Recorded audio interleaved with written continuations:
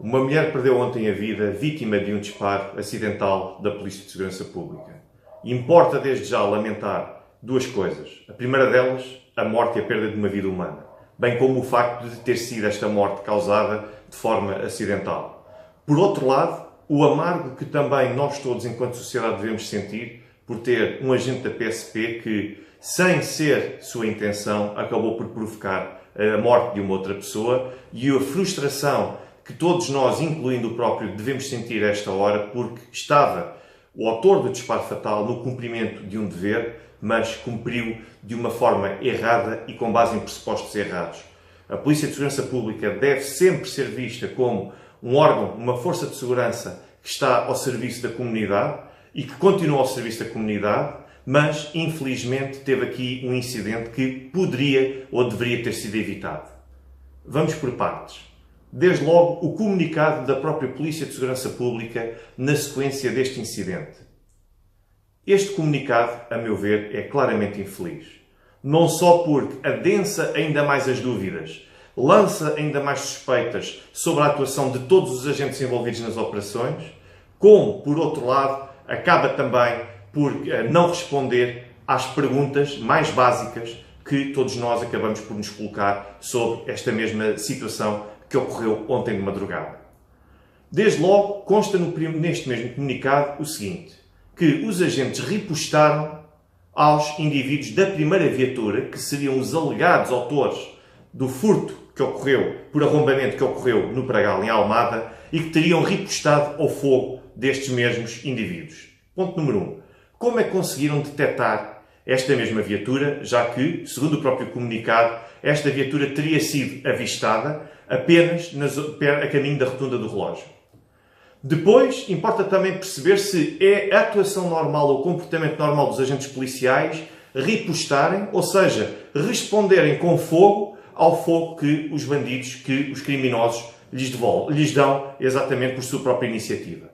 Isto é uma atuação típica do faroeste, em que assistimos a vários disparos em simultâneo de um lado e do outro, ou o comportamento da polícia deveria ter sido disparar, no limite, deveria ter sido disparar para os pneus da viatura para tentar neutralizar e imobilizar a viatura. Pelo comunicado da PSP, parece que houve uma troca de disparos que não deveria ter acontecido e que é típica, exatamente, ou de filmes, ou até mesmo de situações que nós temos conhecimento de sociedades como a dos Estados Unidos. Por outro lado, também importa esclarecer porque é que estes agentes que estavam em perseguição a esta mesma primeira viatura, porque é que perderam o rastro? Foi, de facto, como tem sido descrito pelas notícias, porque houve a utilização de extintores que vieram perturbar a atuação da polícia? Quem é que estava a atuar em socorro desta mesma patrulha que seguia esta primeira viatura? O comunicado não esclarece e importa perceber qual foi a atuação policial também nesta situação. Por outro lado, já relativamente ao envolvimento da segunda viatura, como é que é possível alguém confundir um SEAT com o Renault Megane? Ninguém terá comunicado, já que foi acionado todo o dispositivo, ninguém comunicou que a viatura em apreço que estava a ser procurada era um SEAT e não uma outra viatura com determinadas características físicas que pode ser confundida com outras viaturas? Outro ponto importante. Os agentes que perseguiam esta primeira viatura não retiraram a matrícula dessa viatura que perseguiam, impedindo, assim, desse modo, que os agentes que confrontaram esta segunda viatura fizessem a confusão que acabou por acontecer, pelo menos segundo este comunicado. Logo por aqui nós vemos que a relação dos agentes com esta segunda viatura poderia, pelo menos, ter sido evitada. Mas, não só. Nós temos de perceber também como é que a viatura, a primeira de todas, acaba por ser encontrada já em Setúbal. Se foi destacado todo o dispositivo regional que inclui os distritos de Lisboa e de Almada, como é que uma viatura que foi de Almada para Lisboa e depois sai de Lisboa e volta novamente para a margem sul do Tejo, como é que consegue ser abandonada em Setúbal sem que ninguém tenha percebido que esta viatura continuava a circular? Relativamente à segunda viatura, importa perceber várias coisas. Desde logo, ponto número 1, houve mesmo uma tentativa de atropelamento? Isto é importante perceber porquê. Porque, de acordo com o comunicado da Polícia de Segurança Pública, o condutor desta segunda viatura foi detido por condução sem habilitação legal, por condução perigosa e por desobediência às ordens das forças de segurança. não foi detido por tentativa de atropelamento, por tentativa de homicídio ou por tentativa de ofensa à integridade física dos agentes policiais. Porquê? O comunicado não esclarece e aumenta ainda mais estas mesmas dúvidas. Ponto número 2. Será que uma tentativa de atropelamento que já teria sido consumada porque, segundo o comunicado, o condutor desta segunda viatura tentou atropelar os polícias e fugiu?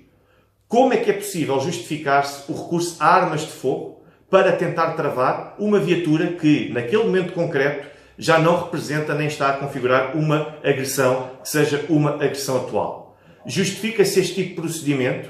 A meu ver, tudo isto tem que ser pensado. Não se justificará que os próprios polícias, os agentes da PSP, respondam com fogo a alguém que acabou de tentar os atropelar. No limite, poderia aceitar-se esta mesma atuação policial se a viatura estivesse a seguir na sua direção, como forma de os tentar imobilizar e no âmbito da legítima defesa.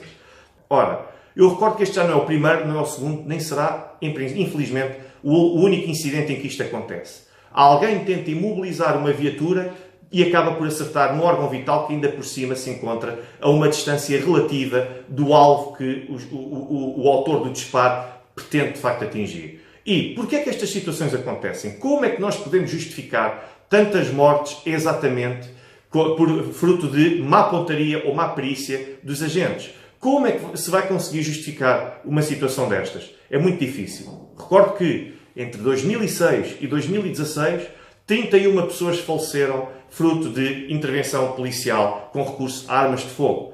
Porquê é que estas situações acontecem? Exatamente por falta de treino que os nossos polícias, os nossos agentes de segurança pública e também oficiais da GNR têm à sua disposição. Não existe uma aposta do Estado na formação permanente e até a um custo acessível que não implique que seja o próprio agente a ter de financiar esse mesmo treino.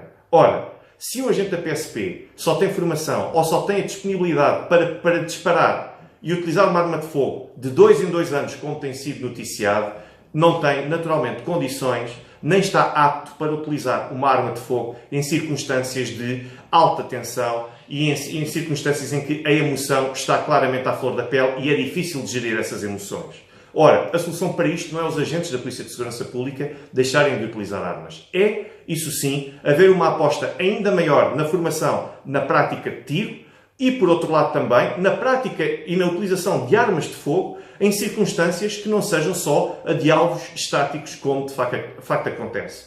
Ora, isto para dizer que houve uma perda humana, uma perda que todos lamentamos e acredito também que o próprio agente da PSP, autor destes disparos, também será uma pessoa que estará neste momento a tentar lidar com a frustração de não ter estado à altura dos acontecimentos e ter acabado por cometer um deslize que foi fatal, mas por outro lado também é responsável o Estado. E é responsável o Estado porque não disponibiliza aos agentes da Polícia de Segurança Pública nem aos oficiais da GNR as condições necessárias para que, da próxima, sempre que um agente for confrontado com uma situação destas, de facto consiga neutralizar a viatura e não eliminar um cidadão.